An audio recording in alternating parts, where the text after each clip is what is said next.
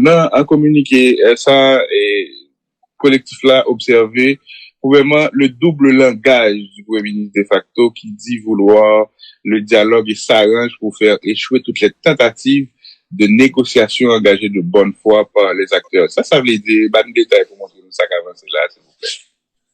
Non, mais, non, ça veut dire tout simplement que,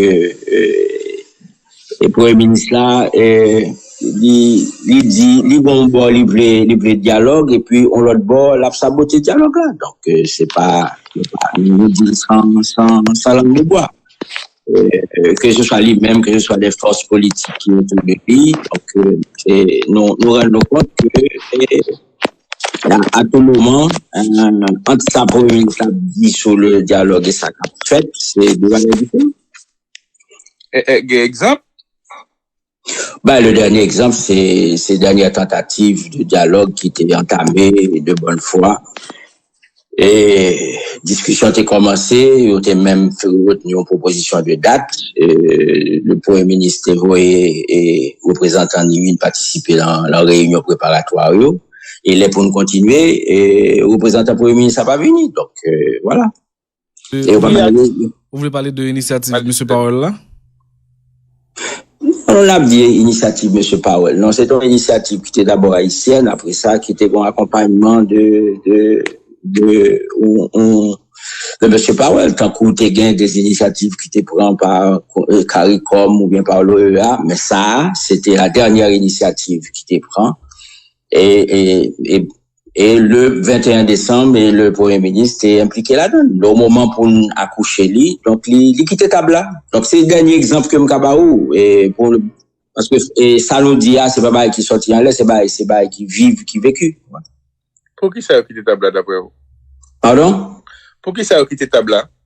Ah non, ça c'est bail plutôt c'est Premier ministre là avec monde qui bon côté mieux qui décidément parce que faut que nous clair que gon équipe de monde qui bon côté Premier ministre ça qui même c'est adelante au besoin faire parce que yo dit clairement que accord 21 décembre là il est autosuffisant, il mettait à CTO qu'on y a pas le mettre CEPO d'ailleurs commencer à recruter monde pour mettre la CEP, yo même il y a pas avancer la constitution, il y a pas avancé pour continuer. Donc il y a des bon courant et le Premier ministre est très sensible à ce courant-là autour de lui.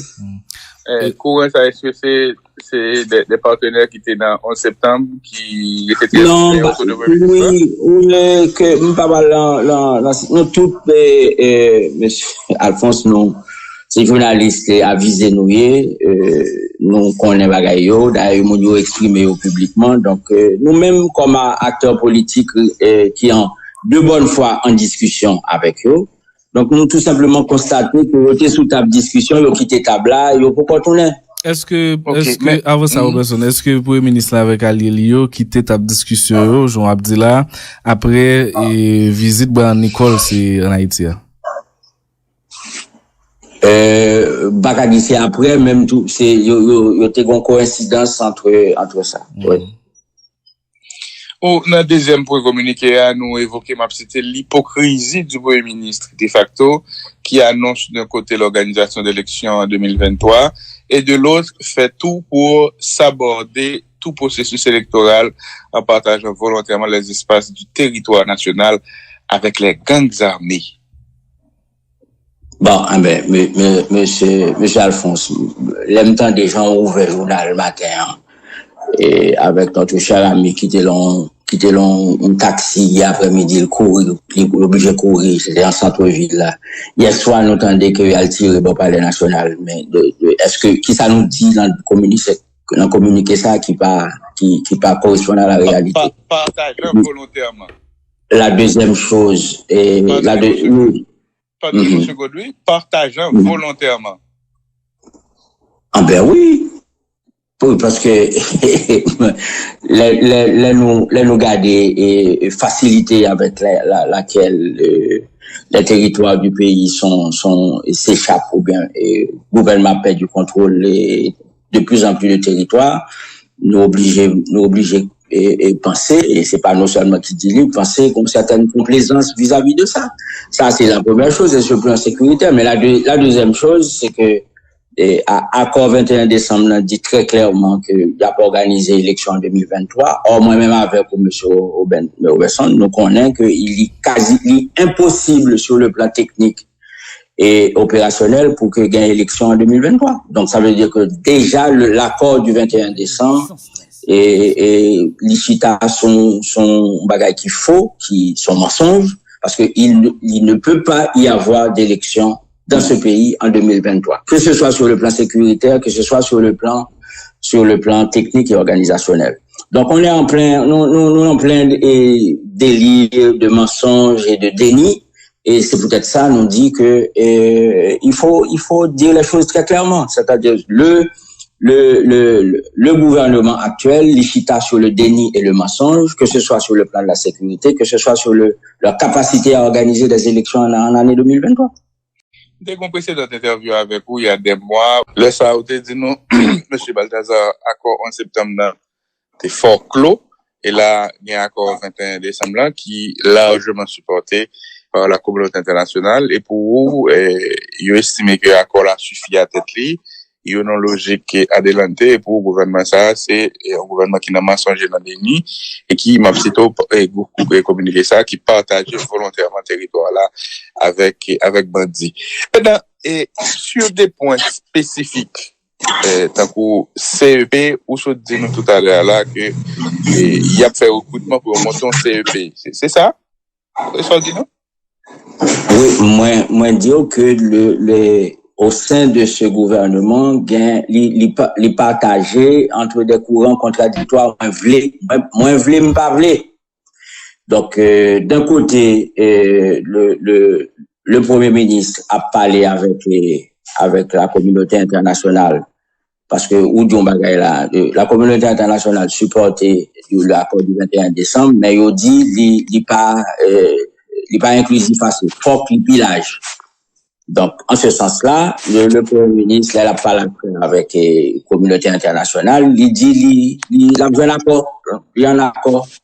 Et puis, pendant l'a dit ça, il y a même dans leur entourage proche, il a préparé Adelante.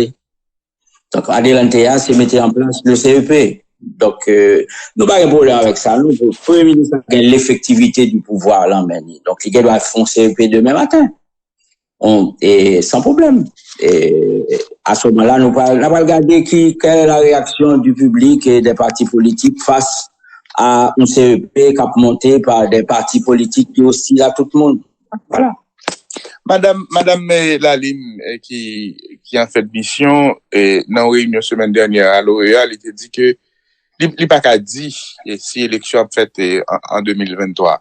Et il était souligné que la coopération tourne en rond dans plusieurs domaines, notamment sécuritaire. Sur la question des élections, et où elle paraît élection, il pas qu'à dire élection à faire en 2023.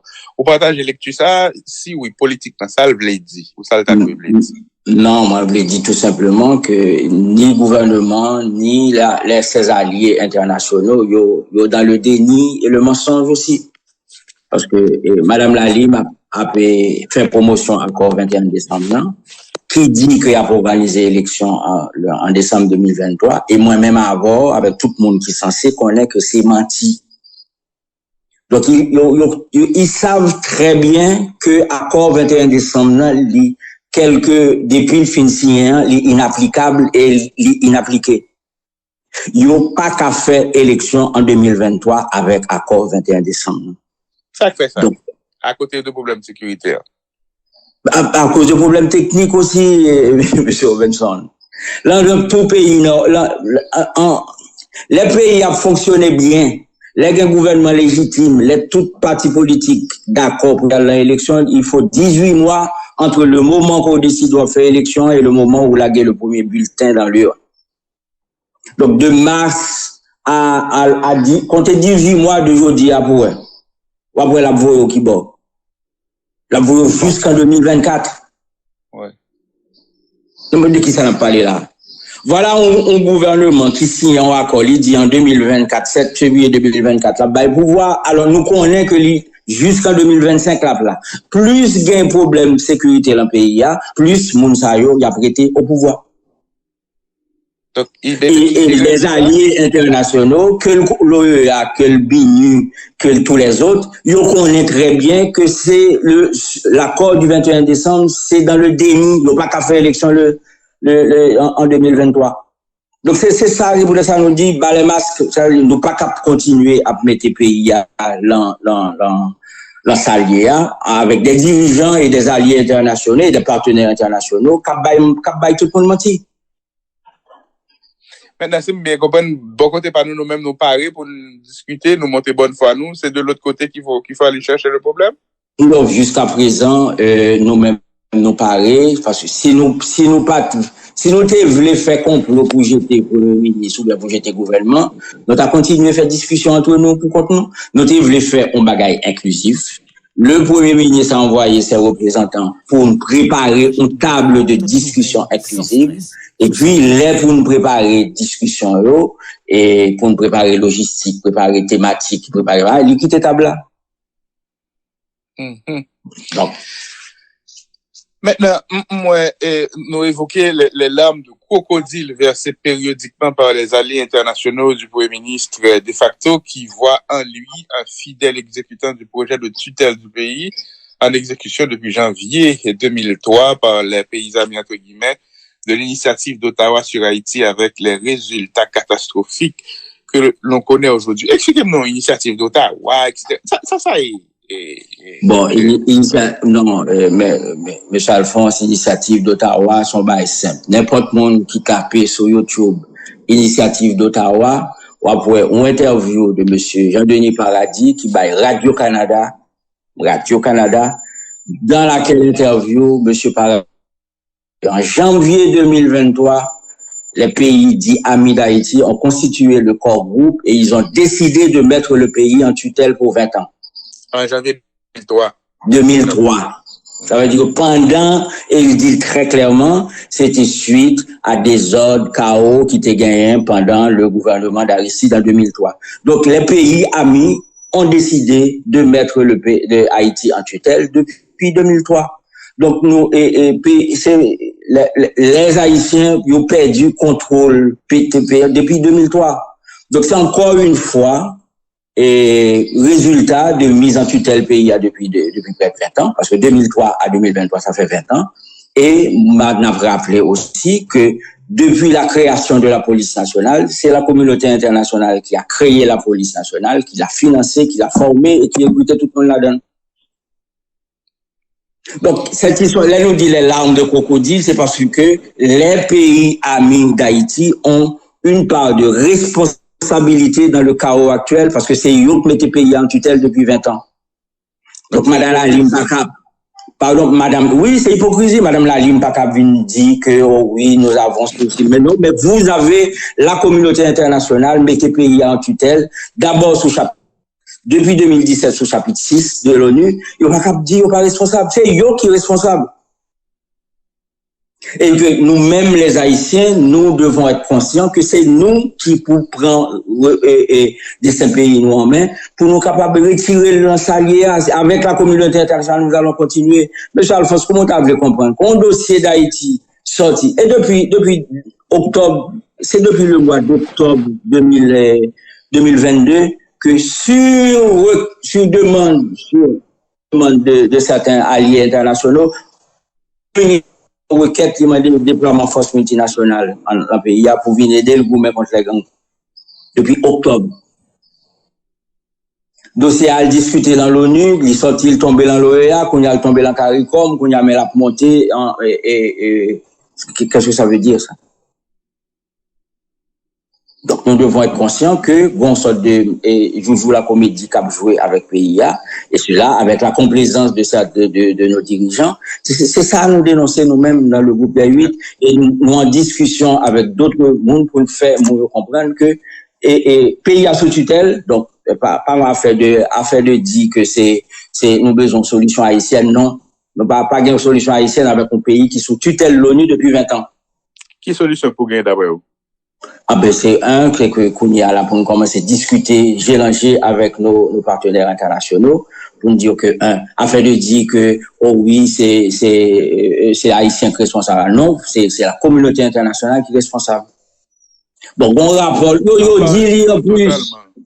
Oui, en partie, bon, nous-mêmes, tout, des fois, c'est nous qui avons demandé de venir entrer l'affaire. Donc, nous devons être conscients, bon, sorte de rupture et mentale qui peut faire, quand gens que nous, le type de relation que nous avons entretenu avec les partenaires internationaux. Mais, les partenaires internationaux reconnaissent Monsieur Alphonse, nous lisons le dernier document produit par l'ONUDC, l'Office des Nations Unies contre la drogue et choses. Mais il dit très clairement que le flux Haïti a été transformé en une sorte de plateforme de distribution de produits de trafic illicite et transnational dans la Caraïbe. Mais côté trafic a sorti, flux a sorti, point de départ, c'est Miami. Et puis pour le flux des armes et tout ça, mais point d'arrivée aussi pour la drogue et compagnie, c'est aussi Miami. Donc nous prenons une dynamique transnationale et faut que nous comprenions ça comme dirigeants politiques, comme gens de la société civile et puis pour entrer en discussion sérieuse et avec les partenaires internationaux, comment pour nous retirer le pays progressivement l'en flux de trafic et illicite international, transnational, ça, et quelles sont les choses à faire. J'ai pas arrêté à demander des forces multinationales pour venir, ça nous pas même compte qui ça n'a pas demandé de faire. Maintenant, sous ça, rapport l'UDC a dit, bon, depuis plusieurs décennies, Haïti sont plateforme pour trafic et drogue, pour drogue qui va aller aux États-Unis. Donc, c'est connu, il y a plusieurs rapports du département d'État et été faits sous question ça, sous liste. Bon, ça, c'est pas nouveau. Nous connaissons une réalité depuis plusieurs décennies, mais ce sont les solutions qui vont arriver. Maintenant, qui me retourner avec mon avant-dernière question avant de passer d'Anicon pour le conclure l'interview. Et le secteur privé, dans son expression organisée, via des associations, ils ont supporté et ils mettaient tout corps au dehors d'ailleurs dans supporter accord 21 décembre là. Et ce positionnement a été encouragé, même salué par certains acteurs de la communauté internationale. Je dis est-ce qu'il faudrait aussi voir le secteur privé dans son expression organisée comme partie prenante de cet accord et de ce cheminement qui a fait dans le mensonge et le déni alors que le pays a enfoncé, et M. Balthazar, ou pas? Non, moi, d'abord que le secteur privé des affaires c'est pour la première fois depuis 20 ans, yo voulait impliquer dans le jeu politique très ouvertement. Et c'est une très bonne chose que a fait, au lieu qu'il a fait des rideaux avec les conséquences néfastes que nous connaissons sur la gouvernance de ce pays. Donc, le secteur privé, yo voulait impliquer dans le jeu politique pour assurer tout simplement que les conditions de sécurité sont réunies et que les conditions pour faire business est réunies. Mais pour rappeler tout simplement que sous base que nous y a, nous devons faire à peu près 80 000 conteneurs par année. Je mets j'en nous y a là, nous partis sous base pour faire l'emploi 30 ou 40 000 par année. Donc, on a divisé par 2 le volume de transactions de ce pays, sans compter les entreprises qui ont fait main, sans compter les problèmes qui a gagné le système bancaire là, parce que son bail mondial lié, ça a passé aux États-Unis, en arrivé la carrière et tout. Donc, il y a de bonnes raisons pour que le secteur privé soit préoccupé par Jean pays à diriger et l'incidence que ça gagne sur les affaires. Bon, il y a le signé encore 21 décembre pour être capable de gagner plus de sécurité et pour être capable de refaire le tissu économique de ce pays. Mais c'est exactement l'inverse qui est fait. Donc, il y a tiré les conclusions. Mais moi, retenu une chose, c'est très bien que le secteur privé implique ouvertement dans la politique pour assurer que conditions à réunies pour faire business dans de bonnes conditions pour payer taxes et que l'argent des taxes qu'il a payé soit utilisé par les politiques pour redistribuer à la population. C'est ça tout le secteur privé a fait et m'pas qu'à jeter la pierre ici pas loin les a fait ça et nous souhaitons que continuer la politique là mais que lucide et que défend l'intérêt et avec lucidité et efficacité. Réussite ou échec à 21 décembre, ce sera la leur aussi ou pas? La leur aussi ou pas? Mais donc, nous pas qu'à well comme ça, monsieur Alphonse. Le pays a besoin d'un secteur privé et efficace et efficient, qui a créé emploi, qui a créé job. Donc, nous avons besoin d'un secteur privé. Donc, réussite politique, dont accord politique, pas qu'à avoir impact sur le secteur économique de ce pays. Non. Mais par contre, un bon impact, s'il réussit à obtenir une certaine normalité, il dit ça fait, on n'a pas qu'à vivre. Donc, ce serait positif. Oui, mais donc, l'échec politique d'un accord politique pas fait pour gagner Quittez-moi formuler. À partir de quel moment, moi-même, représentant ou association secteur privé, ou bien mon dans le secteur privé, si j'ai une compréhension, ou bien j'ai souscrit à la lecture par là, que M. Henry et ses alliés politiques, ils ont adelanté, ils n'ont pas voulu consensus large qui est nécessaire pour éviter que dans l'élection piquée les crises pire. À partir de quel moment, et entité ça, t'as doué gagner un certain niveau de responsabilité pour dire, nous signons, nous d'accord, mais là où semble pour mauvaise route, là où semble pas appliquer ça que t'es d'accord là. À partir de quel moment t'as gagné encore là, comme Jean Blanc dit par rapport à l'orientation qui semblait susciter beaucoup de préoccupations pour nous déjà et d'autres entités qui n'a ça, monsieur Bataille. On pensait que le secteur économique, les entrepreneurs de ce pays, il y a des indicateurs économiques qui pour indiquer si ça va bien ou bien si ça va mal. M'sot yon là, m'sot d'où que moi-même sous base ça me connaît, nous qu'on fait à peu près 80 000 conteneurs par année, année ça, depuis ça, nous avons fait à peu près 30 000. Donc, si le secteur privé, si ou même le secteur économique, il est senti confortable avec une réduction de volume d'affaires de ce pays qui est divisé par 2, il a continué. Mais si par contre, il commence à rendre compte que les actions de ce gouvernement a mis en danger le système bancaire de ce pays, l'a mis en danger la capacité pour pays ça pour le produit et richesse, et même la capacité pour distribuer les biens et les services dans ce pays. À ce moment-là, on connaît quelle décision il prend. Mais moi-même, moi trouvais très bien que le secteur privé s'implique dans la politique, dans le jeu politique, pour être capable de défendre l'intérêt, pour connaître à quel moment il a senti que l'intérêt a bien défendu par ce gouvernement sur la base des indicateurs. Bon de toi, oui. Moi, dans des dernières questions, il y a des gens qui, dans le cas d'accord là, il y a HTC, tant qu'au Conseil de la Transition, tant qu'une entité qui t'a supposé incarner un certain équilibre ou bien t'as supposé et bailler un petit peu plus de force à gouvernement dans le cadre de travail consultatif il y a fait dans garder et pour nommer pour remaniement ministériel, pour discussion pour CEP, et pour discussion pour sécurité, bref, il y a un paquet de missions.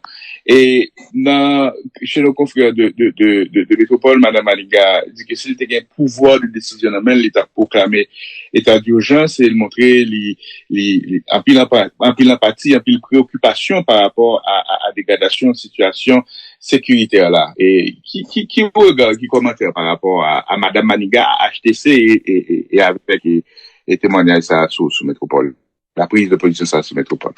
Non, mais Madame Maniga a tout dit. Madame Maniga a tout dit que HCTA n'a pas de pouvoir. Parce que dans l'accord du 21 décembre, il dit que HCTA sont structures de consultation liées pour le Premier ministre.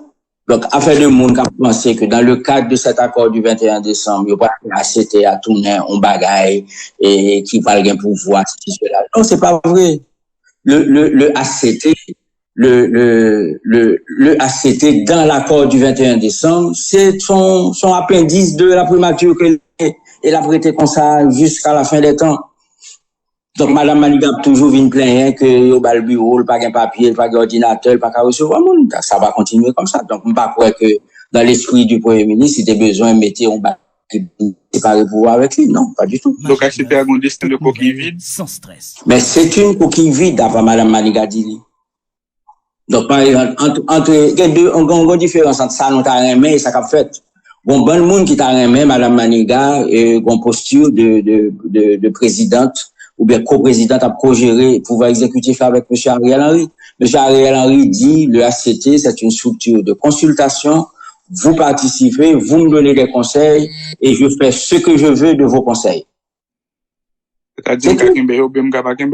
Oui, mais c'est tout, mais c'est dit, oui, mais c'est dit dans l'accord du 21 décembre. Tout le monde, c'est peut-être ça nous dit, Mounio, l'accord du 21 qui signe, et faut que, après ça, pour y avoir une plainte, l'accord du 21 décembre dit que le ACT, c'est un organe de consultation, il n'a pas gagné pouvoir exécutif. Et c'est peut-être ça, nous-mêmes, la négociation, dans le processus de négociation, nous voulons entamer avec le gouvernement, nous voulons justement mettre en place on sorte de restaurer le pouvoir exécutif de ce pays à travers ces deux composantes pour justement nous capables éviter ces dérives autoritaires et personnelles que Madame Maniga a dénoncées actuellement.